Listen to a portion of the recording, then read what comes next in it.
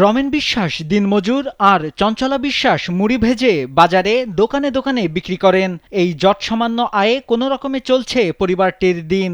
এই দম্পতির মেয়ে প্রাপ্তি বিশ্বাস সব বাধা জয় করে চলতি বছর মেডিকেল কলেজে ভর্তি হওয়ার সুযোগ পেয়েছেন। এ খবরে খুশির সঙ্গে দুশ্চিন্তায়ও রয়েছে পরিবারটি। তাদের তাড়া করে ফিরছে মেডিকেল কলেজে পড়াশোনার খরচ কিভাবে জোগাড় করবে সে আতঙ্ক। এই বিষয় নিয়ে আসলে আমি অনেক দুশ্চিন্তায় আছি। জানা যায় দুই ভাই বোনের মধ্যে প্রান্তি ছোট, আর ভাই রাহুল বিশ্বাস একটি বেসরকারি কারিগরি প্রশিক্ষণ কেন্দ্র থেকে ডিপ্লোমা পাশ করে এখন চাকরি খুঁজছেন। প্রান্তি জানান, এসএসসি ও এইচএসসি উভয় পরীক্ষায় বিজ্ঞান বিভাগ থেকে জিপিএ 5 পেয়েছে সে। তার ইচ্ছা ছিল ইঞ্জিনিয়ারিং এর কোচিং করবেন, কিন্তু স্থানীয় ভালো কোনো কোচিং সেন্টার না থাকায় মেডিকেল কোচিং করেন। স্যান্ডেলিনা সো, রূপচর্চায় আভিজাত্য। আর ভালো প্রস্তুতি নেয় তিনি মেডিকেলে ভর্তি হবার সুযোগ পেয়েছে। আমার ইচ্ছা ছিল ইঞ্জিনিয়ারিং করার জন্য, কিন্তু এখানে ইঞ্জিনিয়ারিং এর সেরকম কোনো ব্রাঞ্চ ছিল না, যার কারণে আমার ঢাকায় যেয়ে পড়া ওরকম সম্ভব না। বাড়ির আর্থিক অবস্থা ভালো ছিল না, পরে বাড়ির থেকে পারবে না, ওই জন্য আমি ইঞ্জিনিয়ারিং সাইড বাদ দিয়ে পরে মেডিকেল সাইডে ঢুকছি।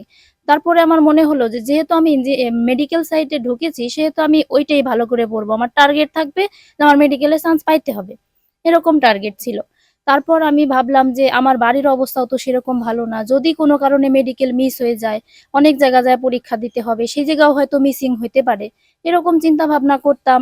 তবে শেষ পর্যন্ত আমি সাকসেস হয়েছি। প্রান্তির এত বড় সাফল্যে তার মা চঞ্চলা বিশ্বাস একবার হাসছেন একবার কাঁদছেন। তিনি জানান, মেয়ে ডাক্তারি পড়ার সুযোগ পেয়েছে, এতে অনেক খরচ। কিভাবে এ খরচ যোগাবে তা তারা ভেবে পায় না।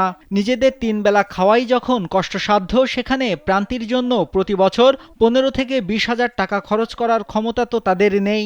কিন্তু আমি এই দুঃখ কারো কাছে না বললে আমার ভিতরে অনেক জ্বালা যন্ত্রণা জেগে উঠছে।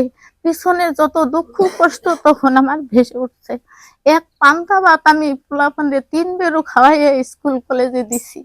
আমার মেয়ে হোস্টেলেতে বাড়ি আইছে, আমি কোনোদিন রান্না করে দিবার পারছি, কোনোদিন পারিনি, না খাইয়ে ও হোস্টেলে গেছে। ও কোচিং জীবনেও মার দেয় নাই। ও এত দূর কষ্ট করে এতখানি আগাইছে, এবং আমার স্বপ্নটা অনেক বড় ছিল, কিন্তু এখানে যাতে আমি পিছনে না পড়ি, আপনাদের কাছে সবার কাছে আমি আবেদন জানাইছি। এদিকে প্রান্তির লেখাপড়ার খরচ চালাতে গিয়ে তার বাবা মাকে বইতে হচ্ছে ঋণের বোঝা। সেই ঋণ শোধ দিতে না পারায় তাদের বিরুদ্ধে হয়েছে মামলা, যার জন্য প্রান্তির বাবা মা রাতে ঘুমাতেও পারেন না। আমার মেয়েটারে পড়াশোনা করানোর সময় আমি এনজিও থেকে টাকা এনে সেই টাকা দিয়ে মেয়ে আমি মানুষ করতেছি, এবং হলো আমি সেই কিস্তি দিতে পারি না, এবং আমার স্বামীও এবং আমার নামে মামলা হয়েছে। মামলার কারণে আমি ঘরে ঘুমাইতে পারি না। প্রান্তির বাড়ি ফরিদপুর সদরের কৃষ্ণনগর ইউনিয়নের হাটগোবিন্দপুর উত্তরপাড়া গ্রামে। স্থানীয়রা জানান, প্রান্তি অত্যন্ত মেধাবী। সরকারিভাবে যদি তাকে সহযোগিতা করা অথবা সমাজের বিত্তবানেরা তাকে সাহায্যে এগিয়ে আসে, তবে সে চিকিৎসা বিজ্ঞান নিয়ে পড়াশোনা শেষ করতে পারবে। লাগতো, কিন্তু বাড়ি থেকে ওইভাবে সাপোর্ট দিতে পারতো না। নাইমুল হাসিব, কালবেলা।